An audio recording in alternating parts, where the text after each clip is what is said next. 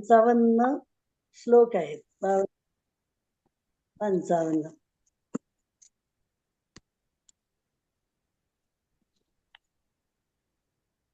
श्री भगवानुवाच सुदर्दशमिदं रूपं दृष्टवानसि यन्मम देवा अप्यस्य रूपस्य नित्यं दर्शनकाङ्क्षिणः.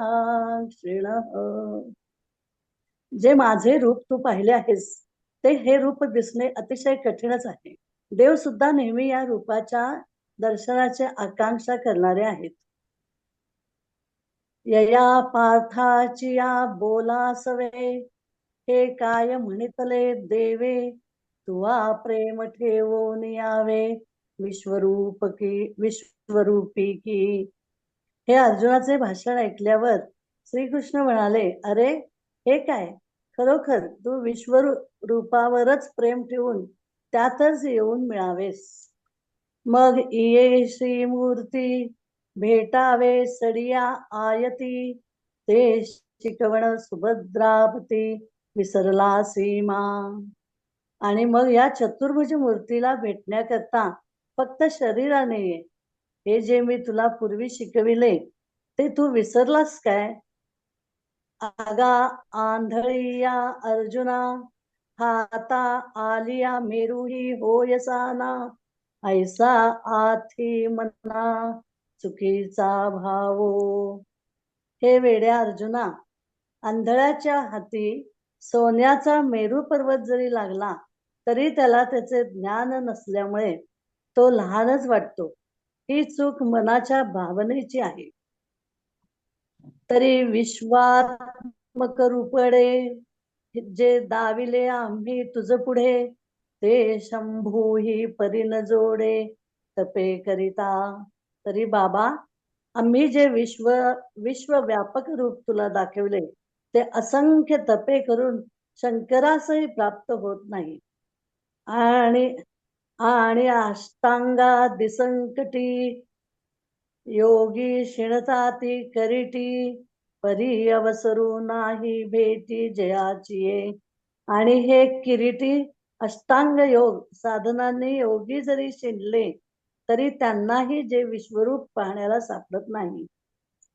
ते विश्वरूप एखादे वेळ कैसेनी देखो अळुमाळ ऐसे स्मरता काळ जातसे देवो. ते विश्वरूप एकदा तरी थोडेसे दृष्टीस पडावे असे घोकता घोकता देवाचेही आयुष्य निघून जाते. आशेची या अंजुळी ठेवून हृदयाची या निडळी चातक निराळी लागले जैसे. आशारूप ओंजळ हृदयरूप कपाळावर ठेवून अतिशय आशाबद्ध होऊन चातक पक्षी जसा मेघाची वाट पाहत आकाशाकडे बघत बसतो.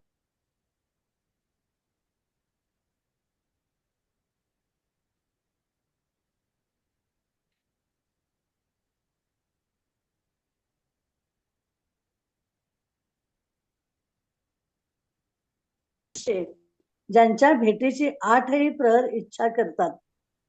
परी विश्वरूपा सारिखे स्वप्नीही कोणी न देखे ते प्रत्यक्ष तुवा सुखे देखिले हे.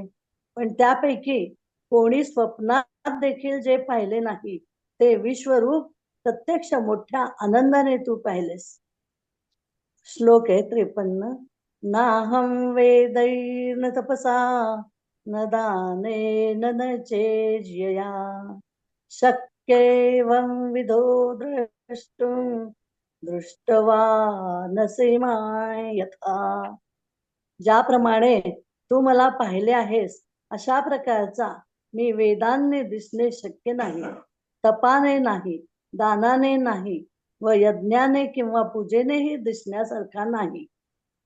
पै उपायांसी वाटा न वाहती एथ सुभटा साही सहित ओहटा वाहिला वेदी.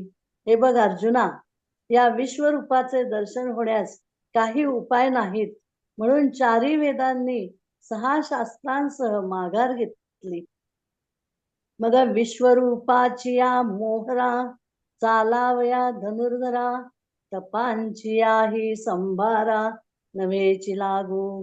हे धनुर्धरा, माझ्या विश्वरूपासमोर येण्यास पुष्कळ तपेही समर्थ नाहीत.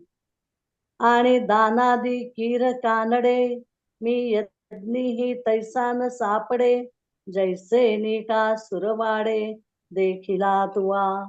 ज्याप्रमाणे तू सहजपणे माझे विश्वरूप पाहिलेस, त्याप्रमाणे ते दाने व यज्ञ करणाऱ्यांच्याही दृष्टीस पडणे कठीण आहे. तैसा मी एकीची परी आंतुडे का अवधारी, जरी भक्ती येऊन वरी चित्ता ते गा. असा जो मी तो एकच उपायाने सापडेन. ध्यानात ठेव, तो उपाय हा की जर अंतःकरण भक्तियुक्त होईल तरच माझ्या विश्वरूपाचे दर्शन होईल. असा जो मी तो एकच उपायाने सापडेन. ध्यानात ठेव, तो उपाय हा की जर अंतःकरण भक्तियुक्त होईल तरच माझ्या विश्वरूपाचे दर्शन होईल. 54वा श्लोक. भक्त्या त्वनन्यया शक्य अहमेवं विधोऽर्जुन, ज्ञातुं द्रष्टुं च तत्त्वेन प्रवेष्टुं च परन्तप.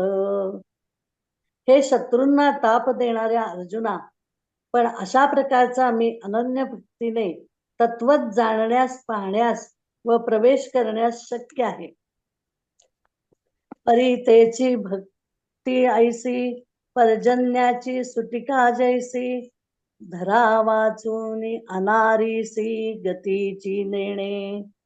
परंतु ती भक्ती पावसाच्या धारा आकाशातून सुटल्यावर त्यांना जशी पृथ्वीवर येऊन पडल्याशिवाय दुसरी गतीच नाही, त्याप्रमाणे जर एकनिष्ठ असेल तर का सकळ जळ संपत्ती घेऊन समुद्राते गिमस्थिती, गंगा जैसी अनन्य गती मिळाली या मिळे, मिळालीच मिळे.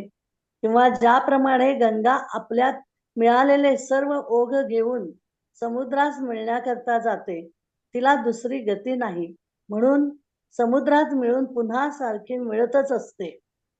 तैसे सर्व भाव संभारे, न धरत प्रेम एकसरे, मज माझी संचरे मीची होनी. त्याप्रमाणे अष्टसात्विक भावांनी जो सर्वत्र सारखे प्रेम धरतो, तो मजप्रत प्राप्त होऊन मद्रूप होतो. आणि तेवीची मी ऐसा, खडीये माझारी सरिसा, क्षीराब्दी का जैसा क्षीराचाची. आणि ज्याप्रमाणे क्षीरसमुद्र हा काठाशी व मध्यभागी सारखाच गोड असतो, त्याप्रमाणे मी सर्वत्र सारखाच आहे. तैसे मज लागून मुंगीवरी, किंबहुना चराचरी, भजनासी का दुसरी परीची नाही. त्याचप्रमाणे माझ्यापासून मुंगीपर्यंत किंबहुना स्थावर जंगम प्राणीमात्रांचे ठिकाणी ज्यांना भजन करण्यास द्वैत भावच उरत नाही, तयाची क्षणासवे एवं विध मी जाणावे, जाणीतला तरी स्वभावे दृष्टही होय. अशी ज्या वेळेस चित्त प्रवृत्ती होते, त्याच वेळेस माझ्या विश्वरूपाचे ज्ञान होते, आणि ज्ञान झाले म्हणजे अर्थात दर्शनही होते. मग इंधनी अग्नी उद्दीप्पे, आणि इंधन हे भाष हारपे, ते अग्नीची होऊन आरोपे मूर्त जेवी. मग जसे लाकडापासून अग्नी उत्पन्न होऊन लाकूड पेटलं, लाकूड हे नाव नाहीसे होऊन ते अग्निरूप बनते. का उदयन की जे तेजाकारे, तव गगनची होऊनी असे अंधारे, मग उदयलिया एकसरे प्रकाशू होय. किंवा जोपर्यंत सूर्य व चंद्र हे उगवले नाहीत, तोपर्यंत गगन अंधकाराने भरलेले असते. मग तेच उगवल्यावर जसा सर्वत्र प्रकाश होतो, तैसे माझी या साक्षात्कारी सरे अहंकाराची वारी अहंकार लोपी अवधारी द्वैत जाय. त्याप्रमाणे माझ्या विश्वरूपाचा प्रत्यय आल्यावर अहंकार नाहीसा होतो असे समज. मग मी तो हे आघवे एकमीची आथी स्वभावे किंबहुना सामावे समरसे तो. मग मी तो हे सर्व सहजगत्या मत स्वरूपच आहेत, फार काय सांगावे. अशा बोधाने तो ऐक्य भावात प्राप्त होतो. 55वा श्लोक. मत्कर्म मत परमो मद्भक्त संगवर्जित निर्वैर सर्वभूतेषु यस्य मामेति पांडव. हे अर्जुना, जो माझ्यासाठी कर्म करणारा मीच, ज्याची परमगती आहे, माझा भक्त, कोणामध्येही आसक्ती न ठेवणारा, सर्व भूतांमध्ये वैररहित असतो, तो मला प्राप्त होतो. इति श्रीमद्भगवद्गीतासु उपनिषत्सु ब्रह्मविद्यायां योगशास्त्रे श्रीकृष्णार्जुन संवादे विश्वरूपदर्शनयोगो नाम एकादशोऽध्यायः. जो मजची एका लागी कर्मे वाहातसे आंगी जया मज वाचोनी जगी गोमटे नाही.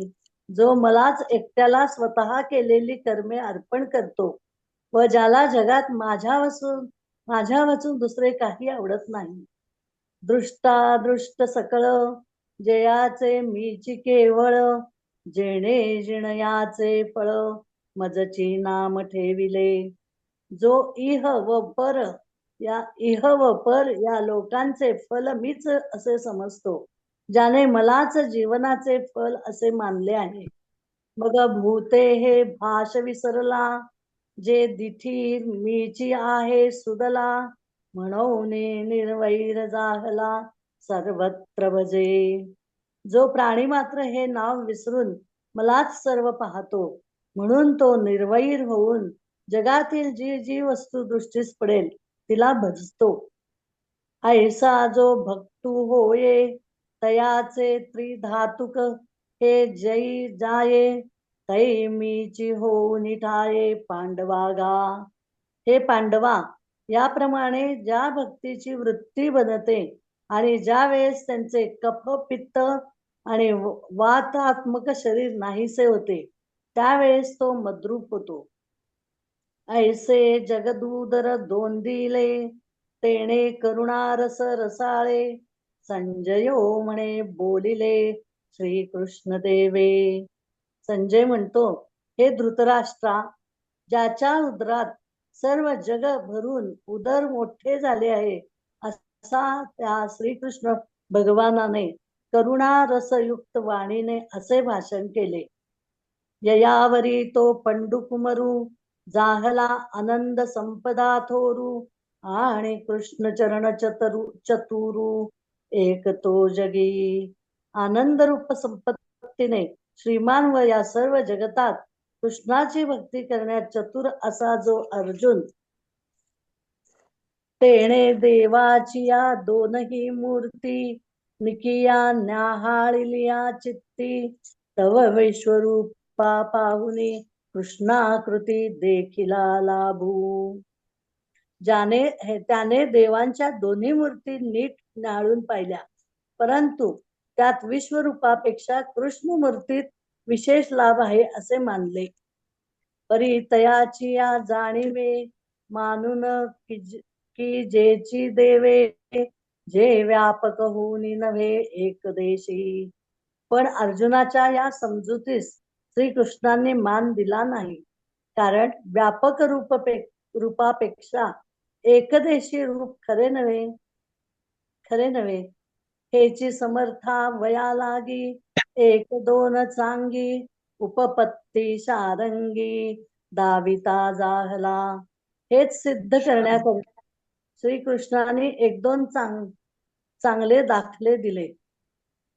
तिया एकोणी सुभद्रा कांतू चित्ती आहे म्हणतू तरी होय बरवे दोन्ही या तू ते पुढती पुसो. ते ऐकून अर्जुन आपल्या मनात असे म्हणू लागला की या दोन्ही रूपात चांगले रूप कोणते आहे ते पुढे विचारावे. ऐसा आलोच करुणी जीवी आता पुसती होज बरवी आदरील ते परिसावी पुढे कथा. याप्रमाणे मनात विचार करून पुढे तो कशा रीतीने श्रीकृष्णास प्रश्न विचारेल ती कथा ऐका. प्रांजळोवी प्रबंधे गोष्टी सांगी जेल विनोदे ते परिसा आनंदे ज्ञानदेवो म्हणे. ज्ञानदेव म्हणतात जी गोष्ट ओवी प्रबंधात विनोदाने सांगितली जाईल ती आनंदयुक्त अंतःकरणाने ऐका. बरोने सद्भावाची अंजुळी मियावो बिया फुले मोकळी अर्पिली अंघ्री युगली विश्वरूपाच्या. सद्भावाची ओंजळ भरून ओवी रूप मोकळी फुले विश्वरूपाच्या दोन्ही पायांवर मी अर्पण केली. इति श्री ज्ञानदेव विरचिताया भावार्थ दीपिकाया एकादशोध्याय. आता वाचन पूर्ण झालेलं आहे. तर आता मी त्या ओव्यांचं आणि श्लोकांचं सांगणार नाही तर पूर्ण 11वा अध्यायच पूर्ण थोडक्यात सांगण्याचा म्हणजे उजळणी करण्याचा प्रयत्न करणार आहे.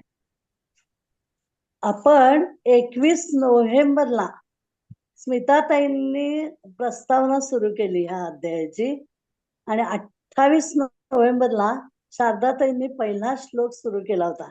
तिथून पुढे सर्वांनी आपापल्या ताकदीने अभ्यास करून परत स्मिताताईंपर्यंत काल स्मिताताईंपर्यंतच सुंदर तऱ्हेने विवेचन सर्वांनीच केलेलेच आहे. पण अध्यायाच्या सांगता करत असताना आपण एक सर्वांची उजळणी पाहण्याचा प्रयत्न करणार आहे. खरे तर अर्जुनाच्या बरोबर कायम श्रीकृष्ण होताच. पण म्हणतात ना जे आपल्याजवळ जे सहजगत्या असते प्राप्त असते त्याची त्याला किंमत नसते. अशातलाच प्रकार अर्जुनाचा झाला. त्याला थोडक्यात म्हणजे श्रीकृष्णांचं जे समोर आहे रूप ते न पाहता त्याला विश्वरूप पाहण्याची ओढ लागली. आता मी विवेचन जे केलेलं थोडक्यात करणार आहे सगळ्यांचं म्हणजे वेळेचं भान राखून. तरी मी सुरुवात करते. मला विश्वरूप घडवा असे आपण भगवंतांना कसे सांगावे बरे असा प्रश्न अर्जुनाला पडला होता. आतापर्यंत असला वेडा हट्ट कोणीही केला नव्हता. त्याला वाटले की भगवंताचे माझ्यावर जरी प्रेम असले तरी ते लक्ष्मी माता एवढे नक्कीच नाही. मी जरी त्यांच्याजवळ असलो तरी गरुडा इतका जवळचा नक्कीच नाही आणि सनकादिकांपेक्षा मी श्रेष्ठही नाही. विश्वरूप दर्शन व्हावे अशी इच्छा यापैकी कोणीही भगवंताजवळ व्यक्त केली नाही. श्रीकृष्णांच्या अंतर्यामातील ही अतिशय गुह्य गोष्ट मला कशी विचारता येईल आणि मी धाडस करून विचारले तरी मी जिवंत राहीन की नाही याबद्दल जरा मला शंकाच वाटते. पण मला आता विश्वरूप दर्शन झाल्याशिवाय काही चैन पडणार नाही. त्यामुळे आता आपण भगवंताशीच बोलावे. मग त्याची इच्छा असेल त्याप्रमाणे होईल. अर्जुन देवाशी अशा युक्तीने बोलला की त्याने विचारलेला 1-2 प्रश्नांमध्येच देवांनी विश्वरूप दाखवावे अशी परिस्थिती निर्माण केली. माझ्या अधिकाराचा विचार करून मग तुम्ही आपले विश्वरूप दाखवायला आरंभ करा. भगवंता तुमचे औदार्य आगळे वेगळे आहे. तुमचे औदार्यच आगळे वेगळे आहे. तुम्हाला मारण्यासाठी आलेल्या पुतना मावशीला सुद्धा तुम्ही मोक्ष दिलात. भर सभेमध्ये घोर अपमान करणाऱ्या शिशुपालालाही तुम्ही सायुज्य दिलेत. सर्व सूर्यमालांनी प्रदक्षिणा घालावी इतके उच्चतम अढळपद तुम्ही ध्रुव बाळाला दिलेत. त्यामुळे माझी इच्छा तुम्ही पुरवालच, पण ते विश्वरूप पाहण्याची योग्यता मला द्या.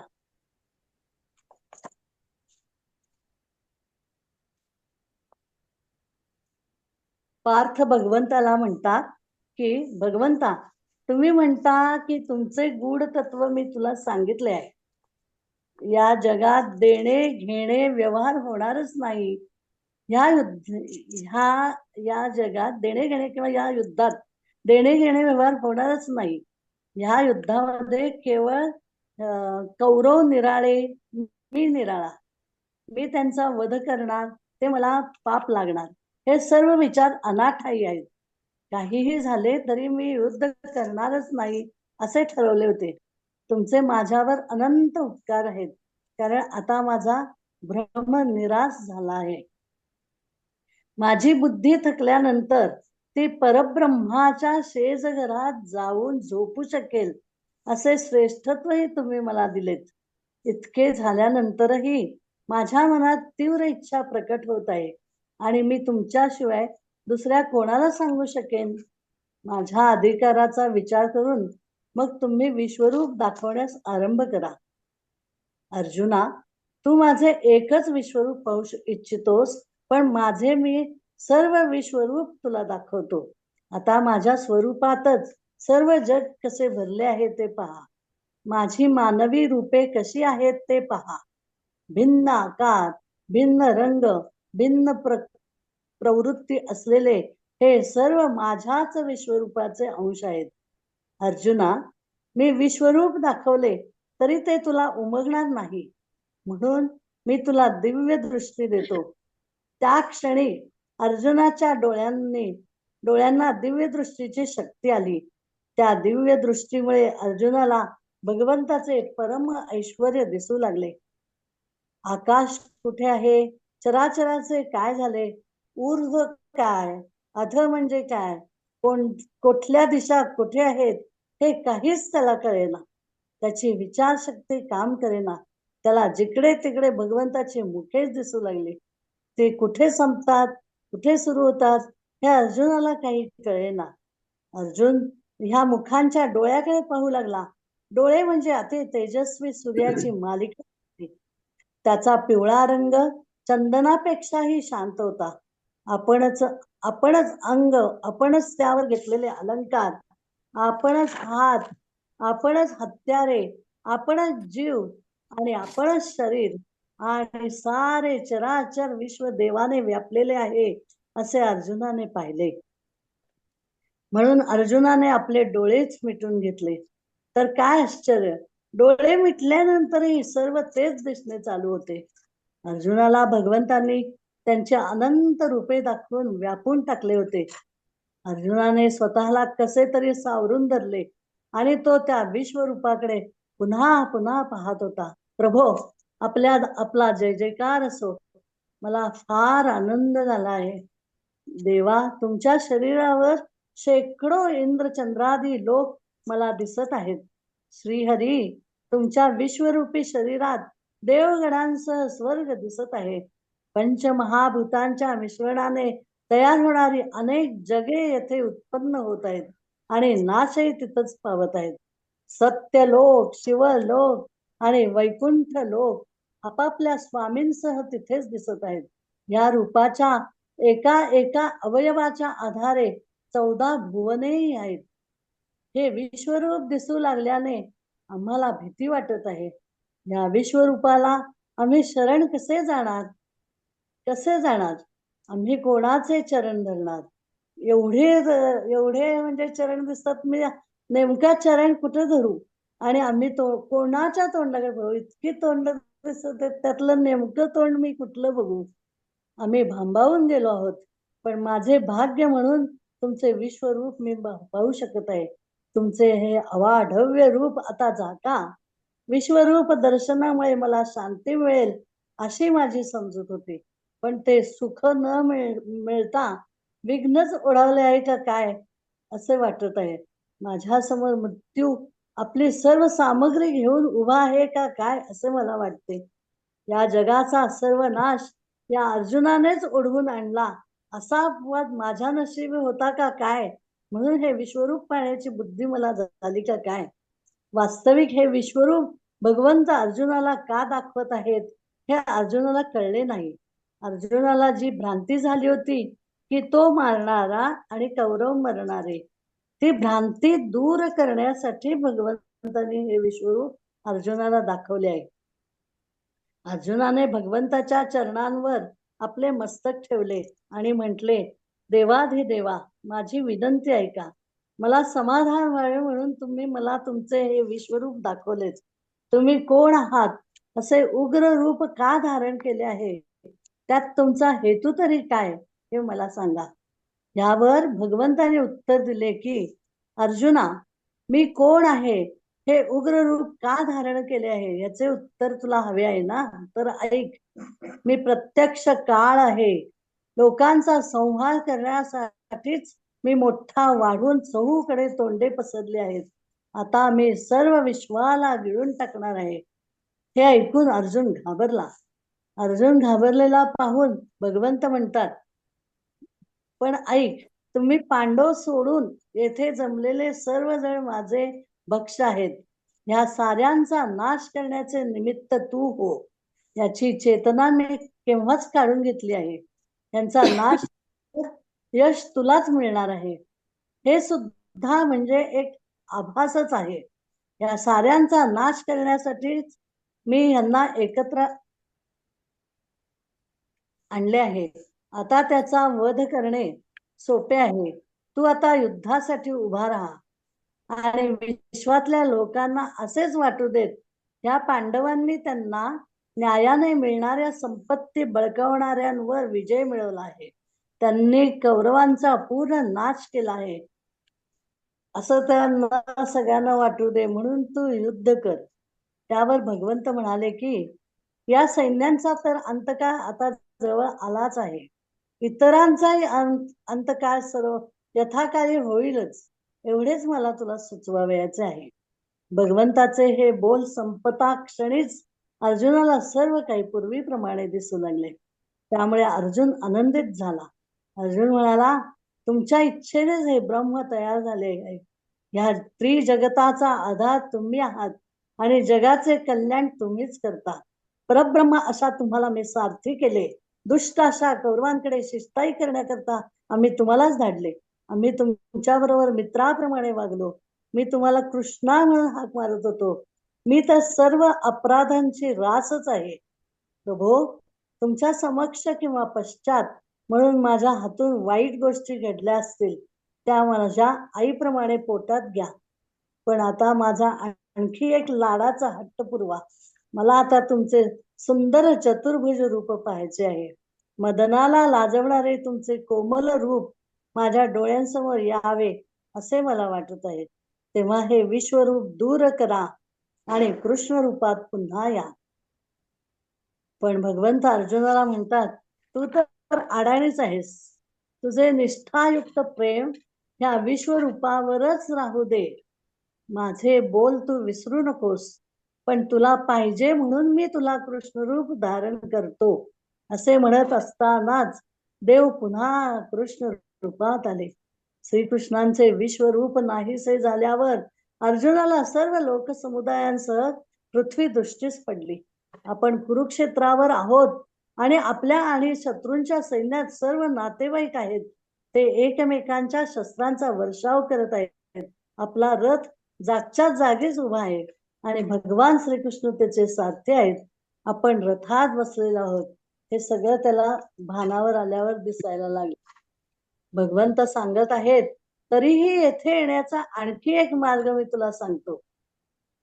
म्हणजे हे विश्वरूप तर तुला दाखवलंच आहे, पण त्यात आणखीन एक मार्ग आहे. तो मार्ग म्हणजे भक्तीचा. तर आता 12व्या अध्यायामध्ये येईल. मेघातून सुटलेल्या धारा जमिनीवर पडून नित्य सागराकडेच धावत असतात. त्याचप्रमाणे मनाचे सर्व भाव नित्य माझ्याकडे धावते ठेवणे यालाच भक्ती असे म्हणतात. मुंगीपासून माझ्यापर्यंत कोणत्याही प्राण्यामध्ये माझे असणे अनुभवणे यालाच भक्ती असे म्हणतात. आता सगळ्यामध्ये एवढा त्याने विश्वरूप दर्शन दाखवलं, त्यात मुख्य त्यांना त्याचं म्हणजे तात्पर्य काय हे बघूया थोडक्यात. अर्जुन म्हणतो, संपूर्ण सृष्टीची निर्मिती आपल्यापासूनच होते, आपल्या आधारानेच टिकून राहते आणि प्रलय काळी आपल्यातच विलीन होते. ही गोष्ट आता मला पूर्णपणे समजली आहे. विश्वदर्शनाचा खटाटोप श्रीकृष्णांनी कशासाठी मांडला, की श्रीकृष्ण अर्जुनाला ध्यानाच्या सखोलतेत उतरवण्यासाठी प्रेरित करत आहेत, ज्या योगे त्याला त्यांच्यापर्यंत म्हणजेच खर तर स्वच्या अनुभवापर्यंत पोहोचता येऊ शकेल. स्वानुभवावर स्थापित होऊन या जगातील कर्तव्य कर्म पार पाडणे हेच आपले ध्येय असायला हवे. खर तर हेच मानवी जीवनाचे मुख्य ध्येय आहे. या वर्णनामध्ये 3 लोक सहभागी आहेत. पहिला अर्जुन, ज्याला स्वानुभव प्राप्त होतोय. दुसरे संजय, जे धृतराष्ट्रास त्या स्वानुभवाच्या अवस्थेचे वर्णन सांगत आहेत. आणि तिसरे वेदव्यास, जे हा संपूर्ण घटनाक्रम महाभारत या ग्रंथाच्या रूपात लेखणीबद्ध करत आहेत. निश्चितच तेही स्वानुभवी ऋषी होते. ज्याप्रमाणे म्हणजे आपल्या व्यवहारातलं उदाहरण एक सांगते. ज्याप्रमाणे सर्कशीमध्ये सर्व खेळ माणसांचे असतात, उड्या मारणे, काय काय याच्यातनं आगीतनं जाणे, हे ते, त्याचप्रमाणे प्राण्यांचे खेळ असतात. त्यात सर्व कवायतीही सुरू असतात इकडून तिकडं. तसेच त्यातही थोडा वेळ मध्ये मध्ये येऊन आपल्या कौशल्याने विदूषक हसवत असतो. आता हे सगळं सर्कशीचं सांगण्यामध्ये काय हे, विदूषकाचे हसवणे म्हणजेच आपल्या संसारातले आनंदाचे क्षण, आणि दुःख म्हणजे सर्कशीत ज्यावेळी रिंग मास्टर आपल्या चापकाच्या आधाराने त्यांना खेळ करायला लावतो, हे आपला संसारातलं दुःख आहे. आणि विदूषकाचं जे हसवणं आहे ते आपलं सुख आहे, असं आहे. म्हणजे आत्ताच्या उदाहरणावरून सांगितलं. संपूर्ण सृष्टीचक्र, सर्व लीला त्याच्या सुरू आहेत. जीवाचे जन्माला येणे, त्याचे जगणे आणि त्याचा मृत्यू, या साऱ्या घटना सृष्टीचक्राचाच एक भाग आहेत. अशी स्थिती रामायणात कौसल्या मातेचीही झालेली होती. श्रीरामांनी जेव्हा कौसल्या मातेला आपल्या दिव्य स्वरूपाचं दर्शन घडवलं, त्यावेळी माता कौसल्या खूपच भयभीत झाल्या होत्या. मग त्यांनी श्रीरामाला पुन्हा आपल्या बालरूपात प्रगटण्याची प्रार्थना केली होती. अर्जुन असो, कौसल्या माता असो किंवा यशोदा माता, त्या सर्वांच्या कथामागे दडलेला संदेश मात्र एकच आहे. तो म्हणजे पूर्णपणे सज्ज, म्हणजेच तो संपूर्णपणे पात्र करूनच कोणत्याही साधकाला जर विनासायास एखादा दिव्य अलौकिक अनुभव प्राप्त झाला तर तो भयभीत होतो. म्हणूनच सत्यमार्गावरील प्रवासात श्रीकृष्णांसारखे सद्गुरू लाभणे अत्यावश्यक आहे. जे साधकांची पात्रता अशा तऱ्हेने वाढवतात की जेणेकरून स्व अनुभव प्राप्त झाल्यानंतरही साधक त्यात स्थापितही होऊ शकेल. अन्यथा मनुष्य या परमावस्थेचा अनुभव प्राप्त करूनही पुन्हा या मोहनगरीत भरकटून जाऊ शकतो. चांगले वाईट, सकारात्मक नकारात्मक जे काही घडत असते ते सर्व काही केवळ त्या चैतन्याच्याच अंतरंगात घडत असते. जन्माचं कारण जर ते चैतन्य असेल तर मृत्यूचे कारण देखील तेच आहे. उत्पत्ती आणि विनाश दोन्ही त्याचीच विभिन्न अंगे आहेत. जनकही तेच, पालकही तेच आणि संहारकही तेच आहेत. चेतनाच्या या संहार शक्तीलाच महाकाल या नावाने ओळखतात, ज्याच्या उदरात सर्व काही सामावून जाईल आणि विलीन होऊन जाईल. आता या सगळ्याचं तात्पर्य म्हणजे काय, प्रत्येकाला आपापल्या कर्मांची फळे तर भोगावीच लागणार. सत्कर्माची चांगली फळे किंवा कुकर्माची वाईट फळे ही तर भोगावीच लागणार, हे नक्की. आणखी आणखीन थोडासाच वेळ असेल हो बोला ना, बोला बोला. दादा, थोडेसे एक दोन सुविचार आहेत माझ्याकडं. हो बोला ना, बोला. हा, तर मग वेळ झाला असला तर राहू दे. एकच मिनिट. हा,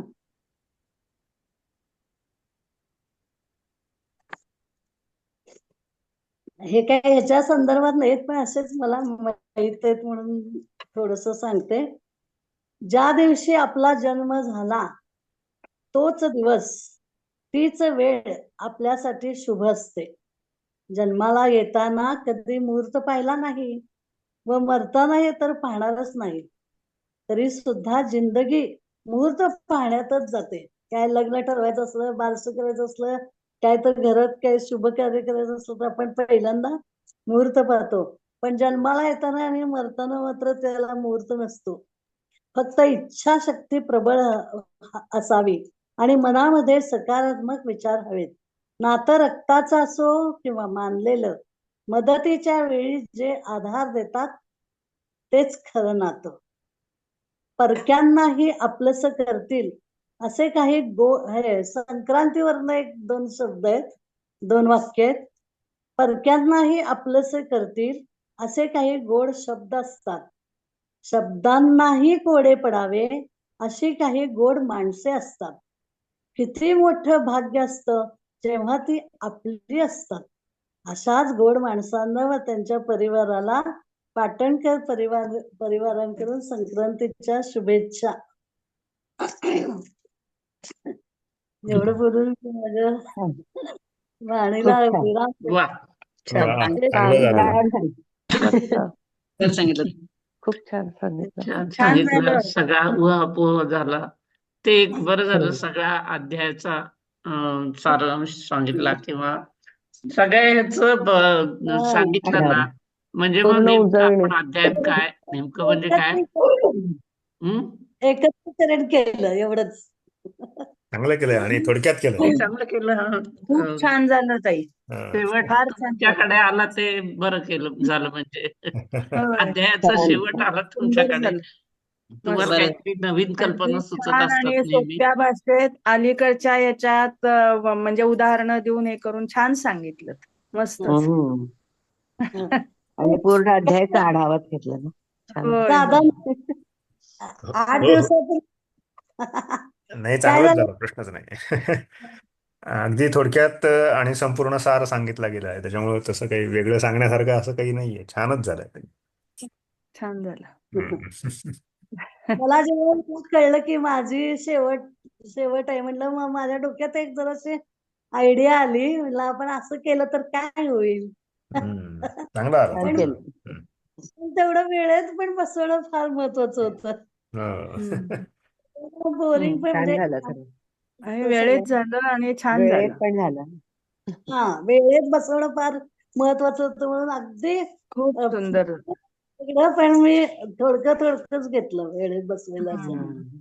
अवघड आहे ते, पण एवढा मोठा आहे तो अध्याय. हो 55 हो. श्लोकांचं एवढं 15-20 मिनिटात विवेचन केलं तुम्ही, म्हणजे पूर्ण अध्यायाचं हे केलं ना विवेचन. ते अवघड आहे खरंच. ते जे तुम्हाला आवडलंय ते भगवंत आणि गुरूंचे आहे, आणि जे खटकले ते माझ्या अज्ञानाने झाले आहे. जर माझ्या वाणीने कोणाचे मन दुखावले गेले असेल तर क्षमा क्षमा क्षमा. धन्यवाद. ते सगळं गुरूंच असते, आपलं काय नाही. सुंदर झालं. मस्त. खूप छान झालं. आवडलं. मला ही एक आयडिया आली मात्र की चांगलं आपण, झालंय. हा. मला शेवटचे श्लोक आले तर सारखं त्याच नुसत्या ओव्यांवर बोलण्यापेक्षा, श्लोकांवर बोलण्यापेक्षा आता सगळंच घेऊया म्हणलं एकदा. हम्म. आपण ते तिमाही परीक्षा रिव्हिजन तेच. झाली आणि छान झालं. रिव्हिजन झाली संपूर्ण. सगळी हो ना. आणि चांगली झालं, म्हणजे थोडक्यात पण सोप्या भाषेत छान झालं. अलीकडे देऊन छान सांगितलं. वार्षिक परीक्षा आल्यावर कसा अभ्यास करतो तसा. थोडक्यात. आता त्याच अभ्यासाची सवय नाही हो. आता 6-6 महिन्यालाच परीक्षा असतात ना, त्यामुळे या हा, अभ्यासाची सवय नाही बरं का मुलांना. बरं. सेमिस्टर पद्धत आहे. लागली आहे. 6 महिन्यातच अभ्यास संपतो. छान पण झालं. मग हो ताई. छान वाटतं. कसं होतं? आपल्या वार्षिक वेळेस होती वार्षिक परीक्षा. परीक्षा कसं होतं? सगळ्या वर्षाचा एकदा अभ्यास करायला लागायचा. हो. तर महिन्यात झालं रिव्हिजन होऊन चांगला अभ्यास होतोय आपला पण मग. थोडा प्रयत्न केला बाबा तस. नाही, चांगलं झालं. छान झालं. झाला छान झालं. वेळेत झालं, चांगलं झालं. पुढच्या 12व्या अध्यायाची संगती इथं सांगितलेली आहे, म्हणजे या हा, 54व्या महत्वाचं. श्लोकामध्ये. हा हो, ते पण भक्ती योग हा. भक्ती सुरू आहे आता भक्तियोग, पुढे त्याची सुतोवाच झालेलं आहे. हा 54व्या श्लोकामध्ये ते येतं. तर हम्म. त्यातली पाहण्याची जी क्रिया आहे, द्रष्टून, ही ही क्रिया भक्ती मार्गातूनच शक्य आहे. ज्ञानाने हो. आपण काय करू शकतो, त्याला जाणू शकतो आणि त्याच्यामध्ये प्रवेश करू शकतो, पण त्याला पाहू नाही शकत. कारण ज्ञानामध्ये सगळ्याच गोष्टीचा लय आहे, पण भक्तीमध्ये मात्र तसं नाहीये. भक्तीमध्ये तुम्ही तिसरा एक आयाम म्हणजे पाहण्याचा जो आयाम आहे, म्हणजे सगुणाचा जो आयाम तो येतो आहे. अनुभव अनुभव हा घेण्याचा. सगुणाचा आयाम येतोय, निर्गुणाचा नाही नुसते. असं हा. असं थोडंसं त्या 54व्या श्लोकामध्ये सुतोवाच केलेलं आहे भक्ती योगाचं, 12व्या अध्यायाचं भगवंतांनी. आणि 3 प्रकारचं स्वरूप असतं भगवंताचं. एक जीव स्वरूप, एक जगत स्वरूप आणि एक जगदीश्वर स्वरूप. ह्या तिन्ही स्वरूपाचं दर्शन या 11व्या अध्यायामध्ये साधारणपणे दाखवण्याचा प्रयत्न केलेला आहे. त्यातही जगत स्वरूपावरती म्हणजे विश्वरूपावरती भर या 11व्या अध्यायामध्ये आलेला आहे, की हे माझं स्वरूपच आहे. विश्व सुद्धा माझं स्वरूपच आहे. जीव जसं माझं स्वरूप आहे तसं हे विश्व सुद्धा माझं स्वरूप आहे. आणि पुढे जाऊन मग ते जगदीश्वर हे देखील माझं स्वरूप आहे, असं पुढं त्या बाकीच्या उर्वरित अध्यायांमधनं आपल्याला ते लक्षात येईल कदाचित. जे जीव, जगत आणि जगदीश्वर या तिन्ही स्वरूपाने त्या भगवंताचं पूर्ण दर्शन 15व्या अध्यायामध्ये ते येणार आहे. पुरुषोत्तम योगामध्ये पूर्ण पुरुषाचं दर्शन. असं ह्या तिन्ही स्वरूपाला व्यापून जो शिल्लक असतो तो परमेश्वर, तो पूर्ण पुरुष किंवा तो पूर्ण, म्हणजे ते पूर्णमदः पूर्णमिदं मधला तो जो पूर्ण आहे तो पूर्ण. ते 15व्या अध्यायापर्यंत येईल आणि मग 16व्यापासून तुमची आचारसंहिता सुरू होते. आणि 18व्यामध्ये सगळ्या याचा परत भगवद्गीतेचा सार सांगितलं जाईल, असं पूर्ण गीतेचा साधारणपणे परत याची सार संगती आपल्याला लावता येईल. सारांश. साधारणपणे आहे. निम्म्याच्या वर आलो, जवळ हो निम्म्यापर्यंत आलो. हो चांगलं झालं. तुम्ही सुद्धा म्हणजे खरंच अवघड आहे ह्या 15-20 मिनिटामध्ये सगळ्या अध्यायाचा सार सांगणं ही गोष्ट, आणि मोजक्या शब्दांमध्ये पण सगळं पोहोचेल अशा पद्धतीने तुम्ही सांगितलंय. खूप छान झालंय तुमचं पण आज. असाच अभ्यास करत राहा सगळ्यांनी. हो, प्रेरणेमुळे तुमच्या सगळ्यांच्या सगळी जण आहेत तुम्ही ऐकायला म्हणून आपलं. चांगलं. ऐकणं दादा सोपं आहे ताई, ऐकणं सोपं आहे, पण सगळं त्याचं हे थोडक्यात सांगणं खूप अवघड आहे. अवघडच. म्हणजे इतक्या ताईंसारखे माझ्या बरोबर आहेत ना. त्यात आणि दादा. मुद्दे सांगणं अवघड हो. हम्म. जे काय अभिप्रेत आहे त्या अध्यायात ना, ते तेवढ्या थोडक्या शब्दात सांगणं फार महत्वाचं ना, किंवा ते यायला पाहिजे. आणि ते छान केलं तुम्ही. हे दादांच्या संगतीने आणि शारदाताईंच्या नाही, माझं काय नाही, असं एकमेकांच्या येणीच होतं तसं काही. त्या दोघांच्या प्रेरणेमुळे होते. अहो नाही प्रेरणा देणार हा, म्हणजे ते प्रेरणा तेवढी ठीक आहे. पण बाकी काही नाही. सगळं कष्ट तर तुमचेच आहेत ना. ते एवढं एक मुख्य म्हणजे कल्पना आली ती, आणि दुसरं म्हणजे ती प्रत्यक्षात उतरवली तुम्ही ती वेळेत. आणि हा, महत्वाचं ते बोरिंग म्हणजे महत्वाचं. आणि बाकीच्या सगळ्यांचा मुख्य फायदा त्याच्यामुळे असा की काय 11वा अध्याय याचं सगळ्याच सिंहावलोकन झालं ना. हम्म. छान झालं. प्रयत्न चांगला झाला म्हणजे प्रयत्नाला यश आलं. हम्म. छानच झालं खरं. चालेल, हरकत नाही, हे घ्यायला हरकत नाही. कसा आहे येऊ डान्स? का? होय हा. होय. हम्म. आता विश्वात्मके देवे येणे वाग यज्ञे तोषावे तोषो निमज द्यावे पसाय दान हे जे खळांची व्यंकटी सांडो तया सत्कर्मी भूता परस्परे पडो मैत्र जीवांचे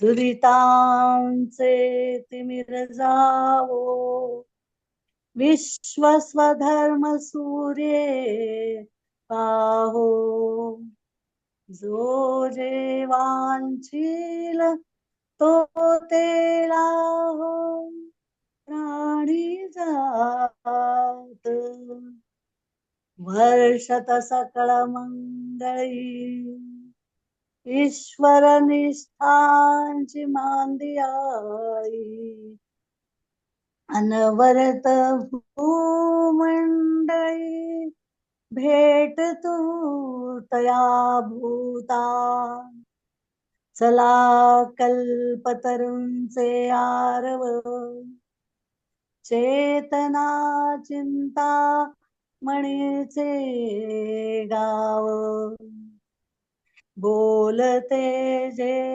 आर्णव पियुषांचे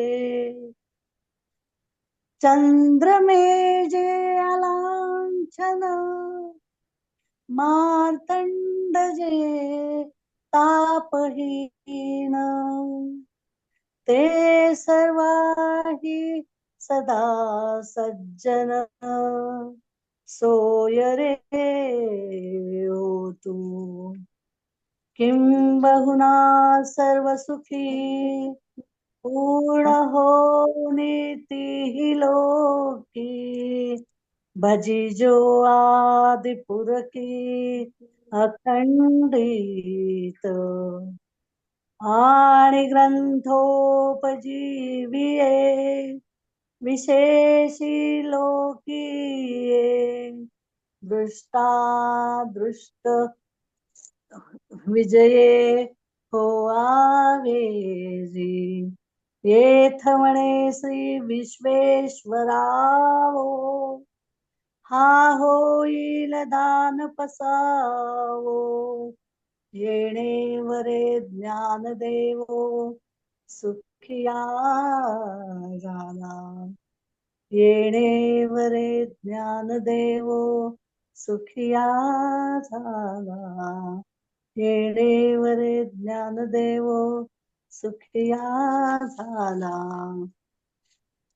योगेशं सच्चिदानन्दं वासुदेवं व्रजप्रियं धर्मसंस्थापकं वीरं कृष्णं वन्दे जगद्गुरुं कृष्णं वन्दे जगद्गुरुं जय श्री कृष्ण जय श्री कृष्ण. जय श्री जय कृष्ण. श्रीकृष्ण. जय उद्या श्री भेटू. कृष्ण उद्यापासून आपला 12वा अध्याय सुरू होईल. हा हम्म. योग मस्त हम्म. त्याची प्रस्तावना आहे खरं सगळी आधी 11व्या अध्यायापर्यंत